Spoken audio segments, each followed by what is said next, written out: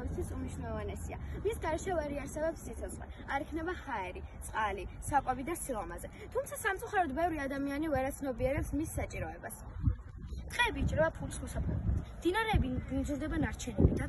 ცხოველები კი იღუპება ადამიანის დაუფიქრებელი ქმედებების გამო. ადამიანი თვლის და ფიქრობს, რომ მას ყველაფრის უფლება აქვს. სიამოვნებაში კი ბუნება ჩვენი მეგობარია და მის გარეშე ჩვენ ვერ ვიარსებებით. ამიტომაც ცნობის ოდ ბუნების დაცვა და მოფრთხილება. ბუნება საჭიროებს დაცვას. და თუ ჩვენ მას არ გაუფრთხილებით, ეს ჩვენვე დაგვაზარალებს. სწორედ ამ თემაზე დავუსვათ ადგილობრივებს კითხვებს. რატო ვერ აცნობიერებს ადამიანი ბუნების საჭიროებას? რატო ვერ აცნობიერებს? ბევრი სხვა პრობლემა აქვს და უნდათ რომ ბინებში ცხოვრობდე კარგ კორპუსებში და ეს მთავრობამ გადაწყვეტა რომ უფრო მეტი კორპუსი გჭირდება ვიდრე ბუნება. მადლობა.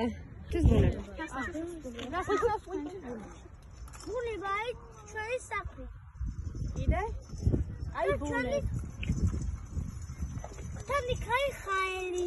ყველაფერია. და გზა იმას აიღე. იდე?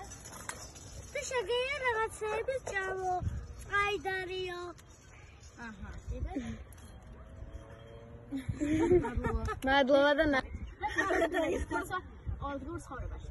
ბუნების დაცვა? ეს ნიშნავს ბუნების დაცვა ყოველდღიურ ცხოვრებაში. ბუნების დაცვა ყოველდღიურ ცხოვრებაში.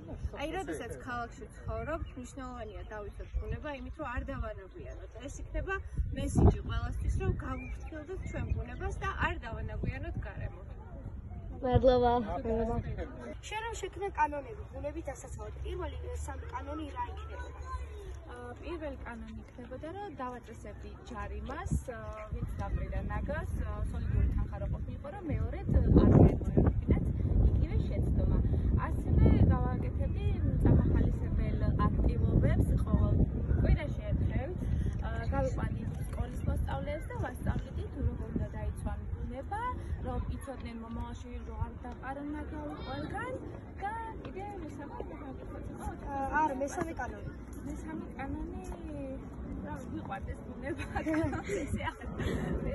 მადლობა და ვინ უნდა იყოს პასუხისმგებელი ბუნების დაცვაზე? მთავრობა, ხალხი თუ სკოლები? რა თქმა უნდა, სამივე ერთად. მთავრობამ უნდა დააწესოს კანონები. ხალხმა ეს კანონი კარგად უნდა შეასრულოს და აითვისოს და სკოლაში პედაგოგებმა უნდა ასწავლონ კონცეფტს, თუ როგორ უნდა მოუვარონ ბუნებას და ბუნება იქნება ყოველთვის ცოცხალი და ჯანსაღი. მადლობა. მოედოს ჰაერს, წყალს, საკვებსა და სიცოცხლის აუცილებლად გარემოს. ამ ყოველ ხილაში ადამიანი ვერ იცოცხლებს. შეგვიძლია მოვაწყოთ სუფთა გარემოს დღე, გავასუფთავოთ ეზოები, გავაკეთოთ პლაკატები და აუხსნათ სხვებს ბუნების მნიშვნელობა.